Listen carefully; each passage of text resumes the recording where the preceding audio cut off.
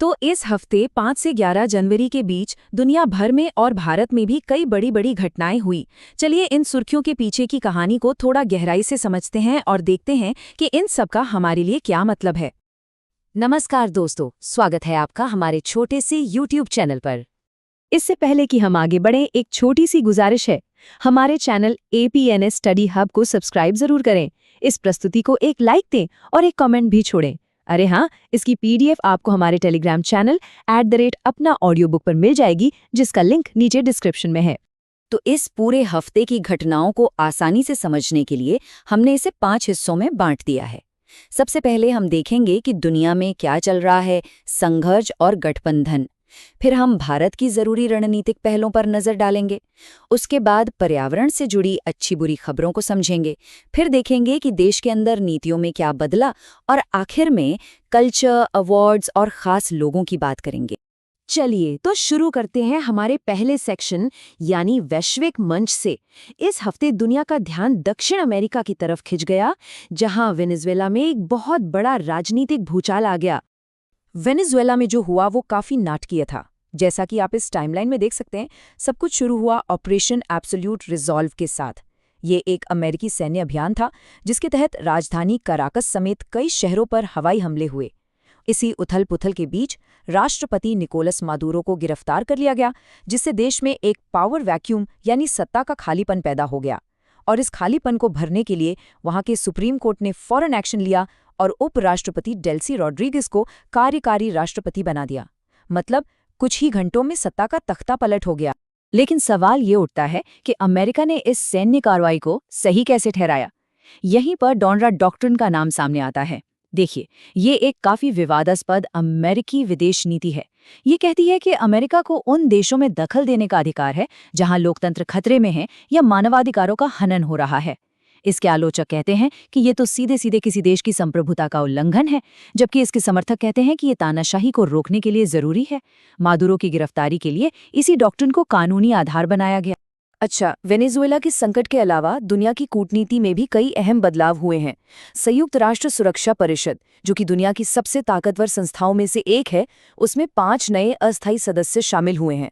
आर्थिक मोर्चे पर बुल्गारिया ने यूरो को अपनी ऑफिशियल करेंसी बना लिया है और अब वो यूरोजोन का 21वां सदस्य है। वहीं आगे की वैश्विक नीतियां तय करने वाले G7 शिखर सम्मेलन की अगली मेजबानी फ्रांस को मिल गई है। और अफ्रीका में गिनी ने चुनाव के जरिए अपना नया राष्ट्रपति चुन लिया है। ये सारे बदलाव भले ही छोटे लगें, पर वैश्विक शक्ति संतुलन पर इनका असर पड़ता है। अब जरा अर्थव्यवस्था और टेक्नोलॉजी की बात करते हैं, जहां 2 बिल्कुल अलग अलग लेकिन बहुत बड़े फैसले लिए गए। एक तरफ यूरोपीय संघ ने क्लाइमेट चेंज से लड़ने के लिए एक बहुत बड़ा कदम उठाया है। उन्होंने स्टील और एल्यूमिनियम जैसी चीज़ों के इंपोर्ट पर दुनिया का पहला कार्बन टैक्स लगा दिया है।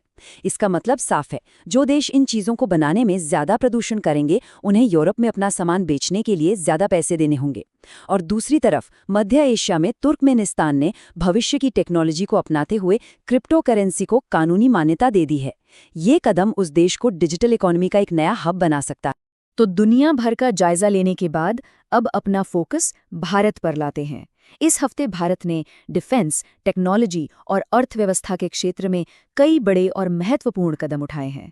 इस हफ्ते की एक बड़ी सुर्खी भारतीय सशस्त्र बलों से जुड़ी थी, जहां भविष्य की चुनौतियों से निपटने के लिए मॉडर्नाइजेशन यानी आधुनिकीकरण की एक जबरदस्त लहर दिखाई दी। तो सवाल यह है कि ये आधुनिकीकरण असल में दिख कैसा रहा है? देखिए, ये आधुनिकीकरण कई लेवल्स पर हो रहा है। सबसे पहले लीडरशिप में बदलाव हुए हैं, जिससे नई ऊर्जा और नई सोच को जगह मिलेगी। फिर सेना की स्ट्रैटेजी में एक बहुत बड़ा बदलाव आया है।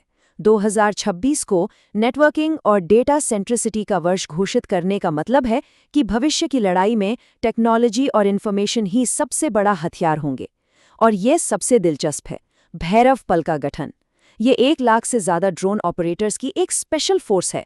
जरा सोचिए, ये जंग के मैदान का पूरा नक्शा ही बदल सकती है।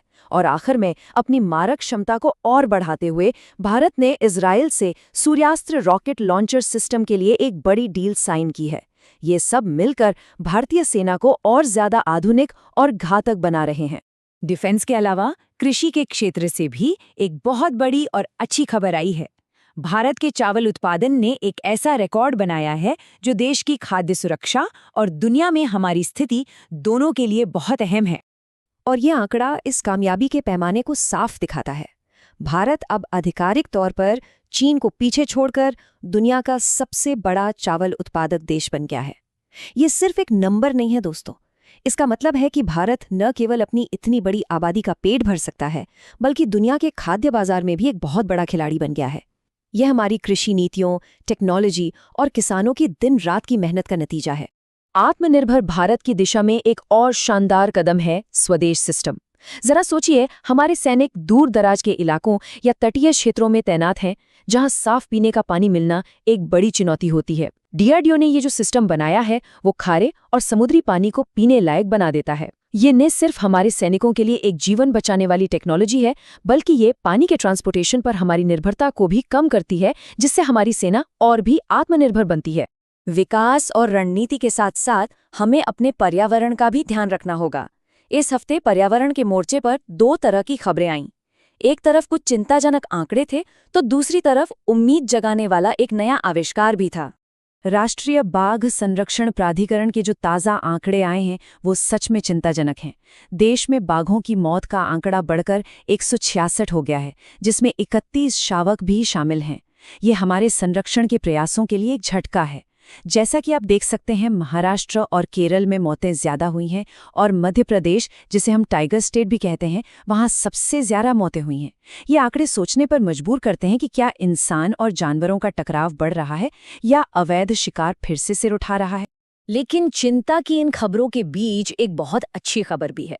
हम सब सड़कों पर बिछाई जाने वाली उस काली चीज को जानते हैं, बिटुमिन या डामर, जो पेट्रोलियम से बनती है और काफी प्रदूषण फैलाती है। अब भारत ने इसका एक पर्यावरण अनुकूल विकल्प बना लिया है, बायोबिटुमिन।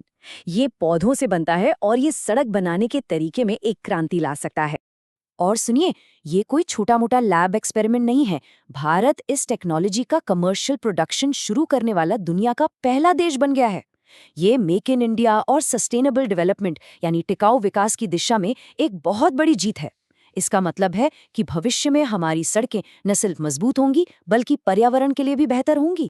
चलिए, अब नेशनल लेवल से थोड़ा जूम इन करते हैं और देखते हैं कि भारत के अलग अलग राज्यों में क्या चल रहा था। इस हफ्ते कई राज्यों ने ऐसी नीतियां और घोषणाएं की जिनका सीधा असर वहां के लोगों की जिंदगी पर पड़ेगा। चलिए एक एक करके इन पर नजर डालते हैं। असम में सरकारी कर्मचारियों के लिए 8वें वेतन आयोग की घोषणा हुई, जिसका असर लाखों परिवारों पर पड़ेगा। बिहार में बाघों के संरक्षण को बढ़ावा देते हुए कैमूर वन्यजीव अभयारण्य को दूसरा टाइगर रिजर्व बनाने की मंजूरी मिल गई है। दिल्ली में टेक्नोलॉजी का इस्तेमाल करते हुए सभी सड़कों पर QR कोड लगाना जरूरी कर दिया गया है, ताकि लोगों को जानकारी आसानी से मिले। हरियाणा से एक बहुत ही पॉजिटिव खबर आई है, जहां जन्म के समय लिंगानुपात में सुधार हुआ है। ये दिखाता है कि बेटी बचाओ जैसे अभियान काम कर रहे हैं। और आखिर में कर्नाटक की राजनीति में एक नया मील का पत्थर बना, जहां सिद्धारमैया सबसे लंबे समय तक मुख्यमंत्री रहने वाले नेता बन गए। और अब आते हैं हम अपने आखिरी सेक्शन पर। यहाँ हम बात करेंगे संस्कृति, सम्मान और उन लोगों की जिन्होंने इस हफ्ते सुर्खियां बटोरी। ये भाषाई और सांस्कृतिक समावेश के लिए एक ऐतिहासिक पल था। ओल चिकी, जो कि संथाली भाषा की आधिकारिक लिपि है, उसके 100 साल पूरे होने पर भारत के संविधान का इस लिपि में अनुवाद किया गया। ये एक बहुत बड़ा सांकेतिक कदम है, जो ये पक्का करता है कि देश का सबसे बड़ा कानून संथाली बोलने वाले लोगों तक उनकी अपनी भाषा और लिपि में पहुंचे। ये हमारी भाषाई विविधता का सम्मान करने की दिशा में एक बहुत ही महत्वपूर्ण पहल है। इस हफ्ते कला, संगीत और साहित्य जगत के कई बड़े नामों को उनके योगदान के लिए सम्मानित किया गया। भरतनाट्यम की दुनिया में उर्मिला सत्यनारायणन को प्रतिष्ठित नृत्य कलानिधि पुरस्कार मिला। कर्नाटक संगीत में वायलिन वादक R.K. श्रीराम कुमार को संगीत कलानिधि सम्मान से नवाजा गया। हिंदी साहित्य की जानी मानी लेखिका मैत्रेयी पुष्पा को इफ्को साहित्य सम्मान मिला। और खेल की दुनिया में बिलियर्ड्स के दिग्गज मनोज कोठारी को मरणोपरांत ध्यानचंद पुरस्कार देकर याद किया गया। तो अगर हम इस हफ्ते की सभी घटनाओं को एक साथ देखें तो एक तस्वीर उभरती है, एक ऐसे भारत की जो एक तरफ दुनिया के जटिल मंच पर अपनी जगह बना रहा है और दूसरी तरफ अपने अंदरूनी विकास, चुनौतियों और सांस्कृतिक जड़ों को भी मजबूत कर रहा है। यह हमें इस सवाल के साथ छोड़ जाता है कि भविष्य में वैश्विक बदलाव और घरेलू नवाचार का ये संगम भारत को आखिर किस दिशा में ले जाएगा।